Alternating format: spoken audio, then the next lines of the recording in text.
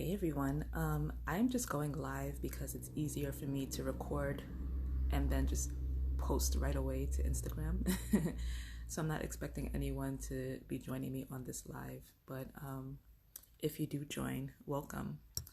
So I wanted to come quickly on, as I do my mask, miracle mask combo, by the way, and talk to you about Minority Mental Health Month. Anytime I have an opportunity to talk about mental health, especially in the Black community, I am all for it. I started therapy seriously, I want to say around 7 or 8 years ago, and it definitely transformed the way that I viewed myself, and I actually feel like I discovered who I truly am going to therapy. There were a lot of thoughts that I had about myself and a lot of lies that I was definitely told about myself that I had to work through in talking to someone who was a professional. And there's definitely a stigma around it, not just in the Black community, but also in the African community, which I'm a part of, the Nigerian community specifically, that I'm a part of. And so I was just going to give like the top reasons why I believe that it's important to seek mental health and to pursue that journey. And maybe it will resonate with you. Maybe it's something that you've never thought of before, but I definitely think it's an important conversation to have. And I think the number one reason, so I'm just going to cut right to the chase. I was going to build up, but the number one reason why I am so happy I went to therapy is because I feel like as a Black community or people of color in particular, we are more comfortable sometimes dealing with people in their dysfunction than we are with them being functional. And what do I mean by that? I think sometimes that we think that our inheritance is to grow up in trauma. Like we don't know any other type of normal. Like that is the norm for us.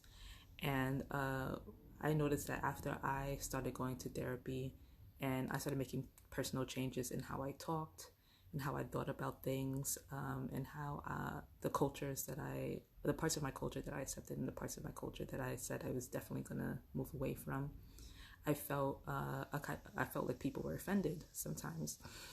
I felt like people were they thought that I was stuck up, or they thought that I was better than them because I was now adopting some new practices rather than continuing again in my dysfunction. And I was like, what is up with that?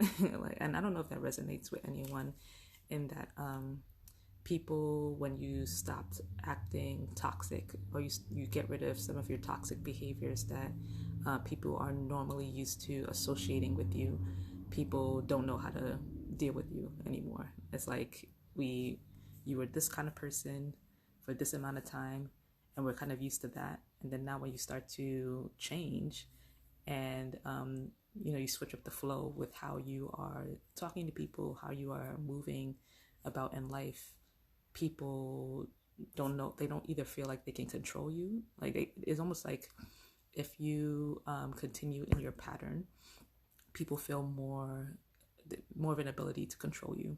So that's one of the things that I felt like. I felt like people wanted to box me into a certain kind of person. And when I started to move away from that person, they didn't know what to do with me. And I just want us as a community, in going into mental health and thinking about mental health and therapy for ourselves, is that we want to see people win. We want to see people thrive, right? And there's no need for us to believe that we have to inherit we don't need to have an inheritance of dysfunction in our lives. That is not our portion, using spiritual terms. But even if you're not spiritual, it's not something you have to do. The world doesn't have to be dysfunctional, right? Dysfunction in the world is a function of us making mistakes, us, being human and butting heads time and time again. But we can take that and learn from it with the help of a professional, right? And get rid of it and learn what it's like to truly live a normal life. And what is truly normal is thriving, right? We don't have to beat our children. And that's something I've definitely been working on thinking about when I become a mom. I'm not a mom yet, but when I do become a mother, how am I going to raise my children in a way that there will be discipline?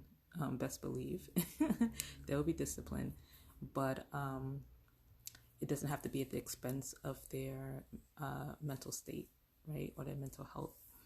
And we don't have to yell and scream in order to get a point across, right?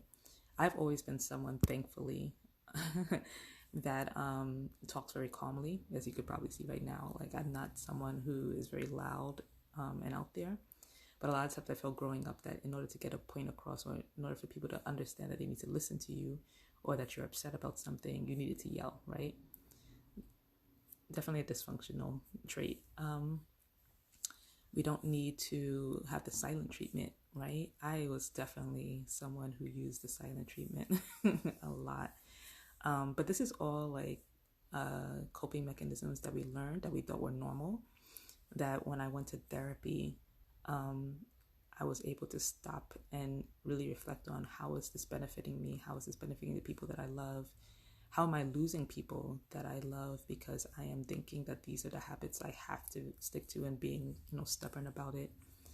And then what do I really want, out of these relationships that I'm either in danger of losing or have lost already? So yeah, I just wanted to, I think that's actually the main theme of my conversation around this issue of mental health and minority mental health. And if we're going to bring awareness to it, I think the best way to break it down for you in a way that you understand is that you don't have to be dysfunctional. Dysfunction is not something that is normal. It's not something that you have to accept. So number one, you don't have to accept it. So if you feel like you're in an environment that you have seen yourself grow and develop, and there are people that you feel are holding you back because, again, they're used to seeing the dysfunction from you, or are just still acting dysfunctional themselves, you can remove yourself from that situation. It doesn't matter who it is. It doesn't matter if it's a parent. It doesn't matter if it's a significant other.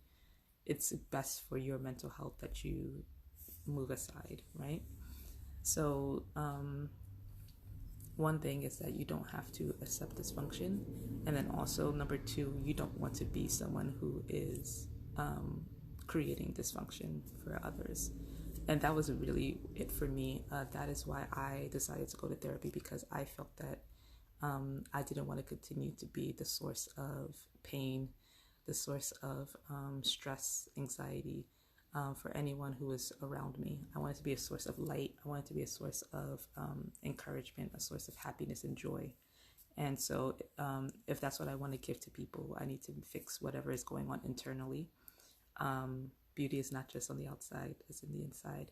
So I want to exude beauty from the inside in order to make sure that I'm a beacon, a beacon of light to whoever it is that comes into, my way.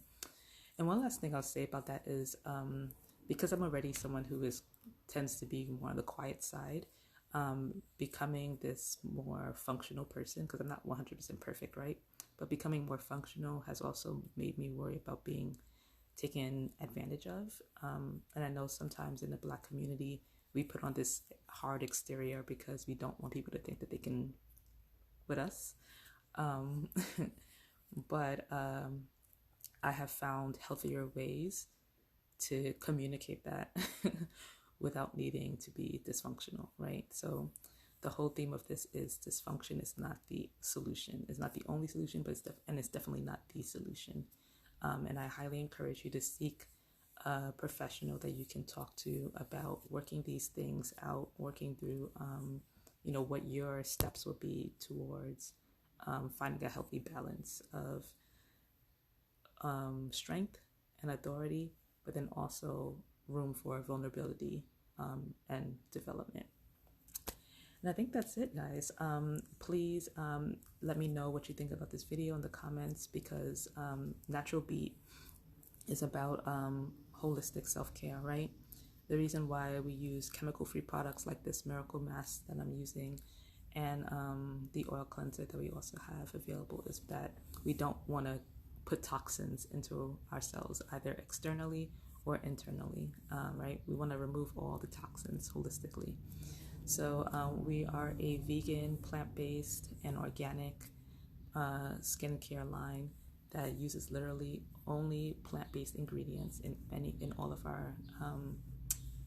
our products, toxic-free, cruelty-free, and we want you to be naturally beautiful from the inside out. So check out our website, www.naturallybeet.com, to learn more. And I hope this was inspirational for you. I hope that this leads you to, start doing your research on mental health and how you can get to a place where you are dysfunction free. Stay beautiful.